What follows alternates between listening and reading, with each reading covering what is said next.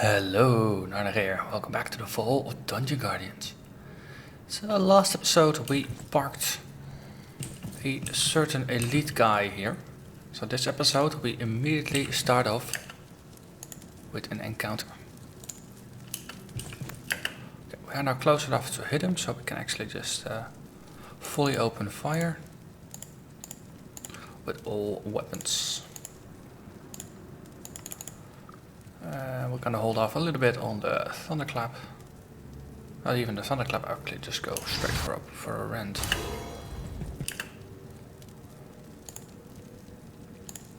Just gonna alternate between rend and devastate. Rend to build up threat and sustain the threat. Devastate to just slowly whittle away his armor and make the damage of both the warrior and the hunter more effective. And I think this smash is what we will kick. Slightly too late. He already got the sword in my face. That's gonna hurt. Ow. On the other hand, Hunter took it. It's not too bad if the Hunter takes it. He will get healed as a side effect of his heals doing their thing. Also, we already got all the dots stacked. I mean, there is no real point in putting Hellfire on him. I mean, it is a spell, it's probably going to do more damage than the standard attack. But for the same money, might as well just do one standard attack and then just start again with the damage over time skills. Let's see. So this one is going to be usable in, what is it, 2 seconds? 4 seconds left on the thing, casting time of 2 seconds. So we just can queue this up. Then this one's going to be active for 15, so there's no point in recasting it just yet. But if you do a Shadow Ball, then we got a 1.4 second casting time on top of a 6 seconds. 5 second global cooldown, I think. Probably can do 2 of these before another Dire Blade needs to be cast. We have no way of interrupting it, so this is going to go for the warrior. But he parries the smash, so everything is fine. Queue up another one of these. Requeue abilities for everybody. Heal seal is still up, and we should have enough shots or charges for a sniper shot at full power. And we continue. Okay, having difficulty sustaining the aggro right now. I think I'm actually just gonna put a thunderclap in between. Now, then we go back to rend and then devastate, but just for a little bit of extra aggro, because Mr. Damage over time here is really putting a number out, and aggro of the warrior is kind of declining. Maybe an attack got parried or something. Smash that we can interrupt. Also, we need to recharge instinct shots.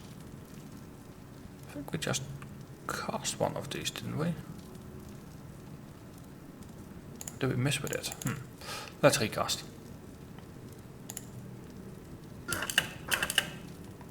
This time we will not be too late with the smash, actually. Interrupt it right on time. That's gonna piss him off as well. Okay, so now Torment actually stuck. So we can just throw a couple of Shadow Balls at his face.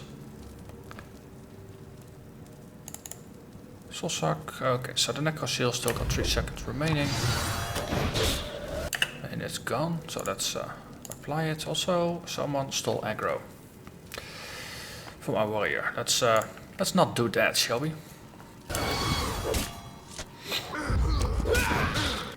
Okay, again, someone stole aggro from the warrior. Let's not do that, shall we? Party members, they all want the attention. They never actually should get it.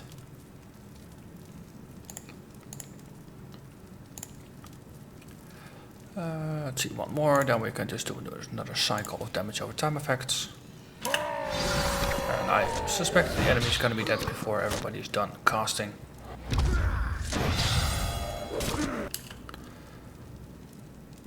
Yeah. So we lost our warlock. Too bad. So we killed the guy. An emerald key and something else that's shiny. Finer bow of the bandit. So that's of course gonna be for our archer guy. I see a lot of green in the comparison. Lose 2 stamina, lose a little bit of haste, but gain a whole bunch of agility, crit chance, DPS, damage. I think I'm a fan of this. And haste currently is 20%, so that's a global cooldown of 5 seconds. Lose about 0.4 seconds there. But the crit chance gained goes from 17% to 24%.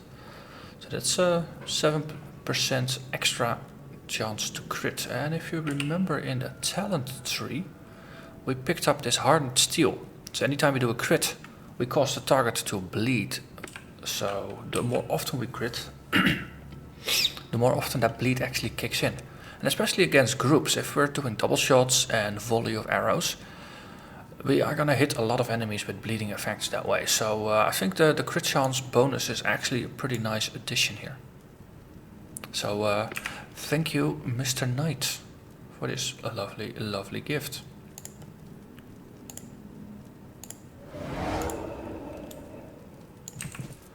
Wait, the staircase is over here. Alright, so we came from the side corridor over here.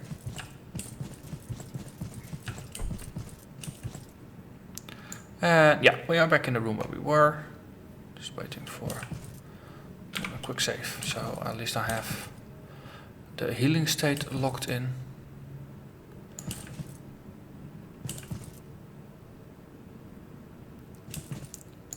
What's this? Ooh, epic diamond ring of the Mage. Let's see, let's have a look. Pop up all the things. Let's see, we gain more awareness, more stamina and more crit chance on the healer in exchange for some willpower and haste. So that would be more spell power and more mana at the expense of mana and mana regen. So the mana pool might actually remain the same, but the regen is gonna go slightly down. Let's have a quick look. Lose 5 mana. That's not too bad. On the other hand, if we... What's our primary heals? 15. Equip it. Still 15. Let's see, 39 versus 40. But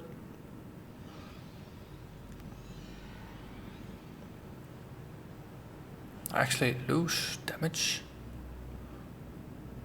Oh wait, I'm swapping it with the wrong ring, aren't I? I'm looking at the left one in the tooltip.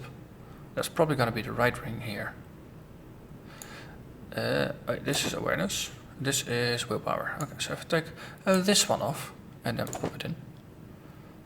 There we are 42 and 16. Okay, so this is a clear improvement in damage and thus in healing capabilities. And we actually gain some mana. So I think that's a pretty fair trade-off. So the old ring is a willpower and haste one.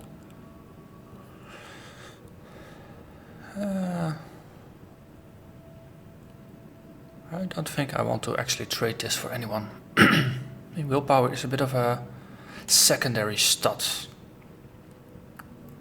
I mean, having more mana and mana regen is nice, but if it comes at the expense of just raw damage, might not be. On the other hand, we have a warlock that actually consistently starts drawing too much aggro, so maybe I do need to tune him down and give him a bit more mana in the process is not a bad idea. Okay, so that might actually be a better way to deal with it. So in this case, let's take this awareness and willpower ring off and give him a stronger willpower and haste ring. And the extra casting speed will also just allow me to apply the damage over time effects faster. So let's see, what did I... 60 damage here. From 63, so I don't lose a lot. But I do gain a bit more mana. How much is it? 283 versus 297. Wait, am I swapping the wrong rings again? Now this is for staying alive. Awareness and willpower, that's the old one. So that's 63 and 297. Okay, so I lose mana and I lose damage and I gain some haste. There is no point in this. There is just no point in this. This ring is worse than what I have. In all regards I can measure. Learn now to click on these things because they sometimes reveal secrets.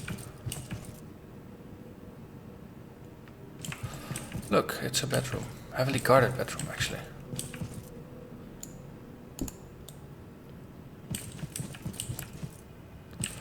Yeah, so it looks like the main draw here was the ring in the side cabinet. And that's also, this makes it an optional area. Because now it's being guarded by an elite, but you don't actually need to go here. Okay, let's hit save and then we move on. Okay, so a bunch of Imperial Knights are just loitering there. Night Knights, Night Knights. Let's stir the bee nest, or the hornet's nest. Let's just let everybody who's not a tank shoot some damage. That's bound to be a wise idea.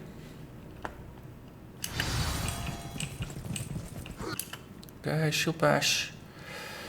Ratio, so everybody grabs attention, then we do some attention grabbing. At least we kick one of the guys down to steal some aggro.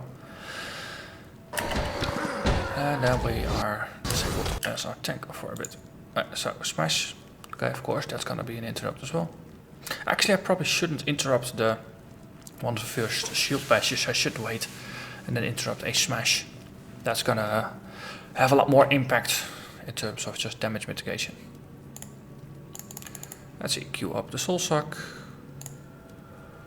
Dot all the things. We'll hold off on Hellfire just a bit until we have actually some aggro established with the tank. Or if we really need to pull some aggro off. Okay, this guy is nearly dying, so I might as well just steal his aggro. This is going scary fast. It's already time for Super Saiyan mode. Okay, that's one down. Next. Dot. Well, rain of arrows is about to hit. That's gonna hurt them a bit as well.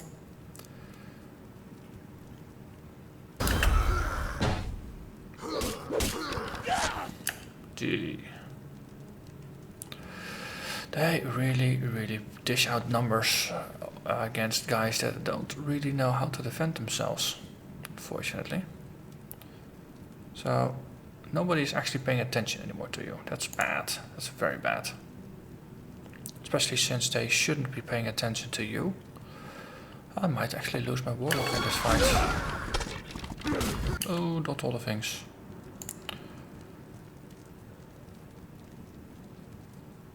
Currently contemplating putting a heal on him, but he also needs a healing.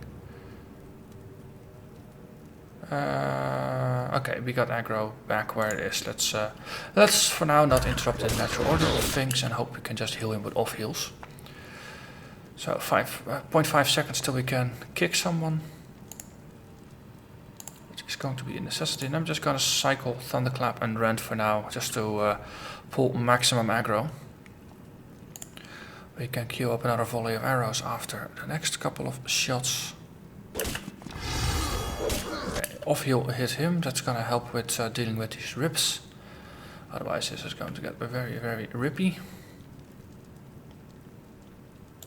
Okay, so this guy is already dotted pretty hard. I'm gonna switch targets for now.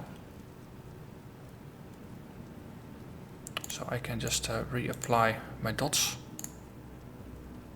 Seems like a wiser idea.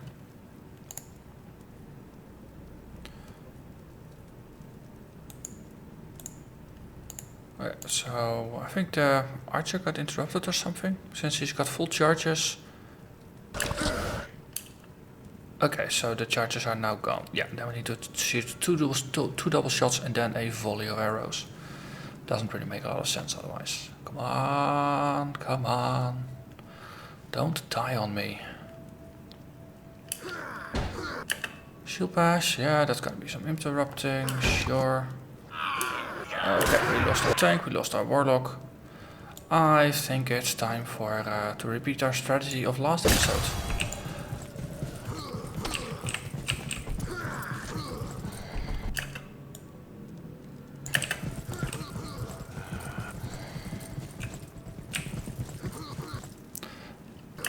Oh wow, I actually killed one of the guys with just the damage over time effects that were still stacked. There's 2 remaining, that's very good. Let's disengage. I want my party back.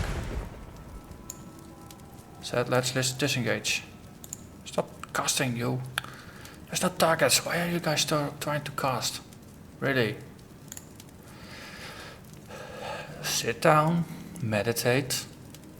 Gather your strength. Here, have some flesh. A bit more flesh.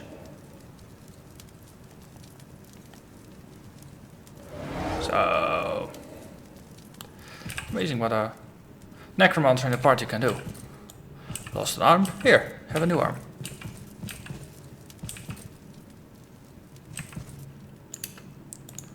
And we are back in busyness.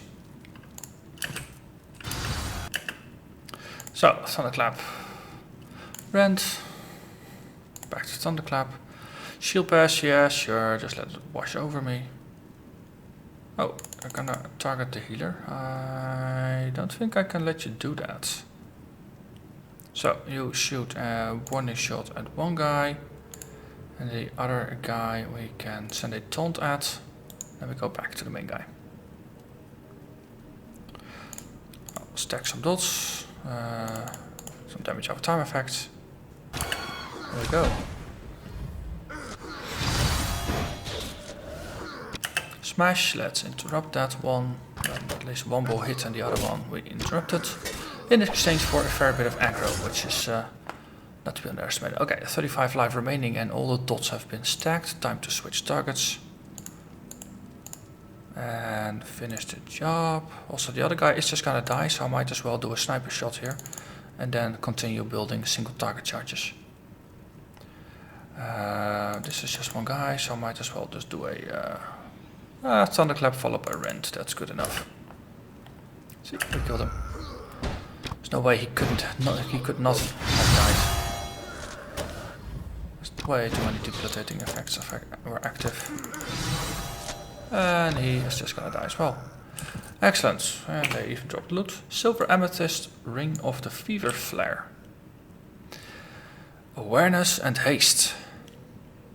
That's not bad. Not bad at all. So is that better than the Snake Ring of the Elder? Snake Ring of the Elder for awareness, 3 willpower. So let's see, 63 HP, 297 mana. So I gained 5 mana and I gained a couple of points of damage. There, yeah, what's not to like? And the old one, I think already had determined that it was not actually useful anymore for my party.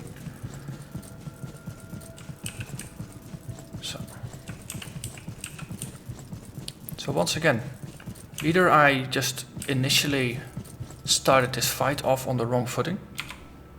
Maybe I attacked enemies I shouldn't have. Map! Yay, I can see where I am. I think there's still the mystery of a certain map over here that I need to locate. But having a map of the world does make it a bit easier to see where you're going. Bunch of traps. Ah, this was the initial maze. Okay, so there is this mystery corridor over here.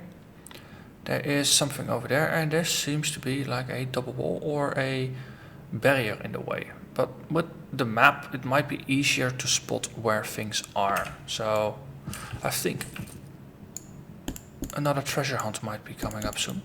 just to see where all the last little bits of unexplored area are, and of course what we can find there. Oh yeah, I think the map was the main attraction of this thing. So we cleared out the sleeping corridors, and what's this? But the door on the sides here. Ah yes, so the emerald key is what we got. So this is the boss fight here. So that is gonna be for another episode, and this is then the exit, because there's an upstairs staircase. So we need to be here for the boss fight, but before that I think I'm gonna wander around a little bit and see what I can find in terms of secrets. So yeah, next episode I might still be standing in front of the boss door. I might also be somewhere else to highlight some of the secrets I found. But either way, I'll thank you very much for watching, and see you again next episode. Bye bye.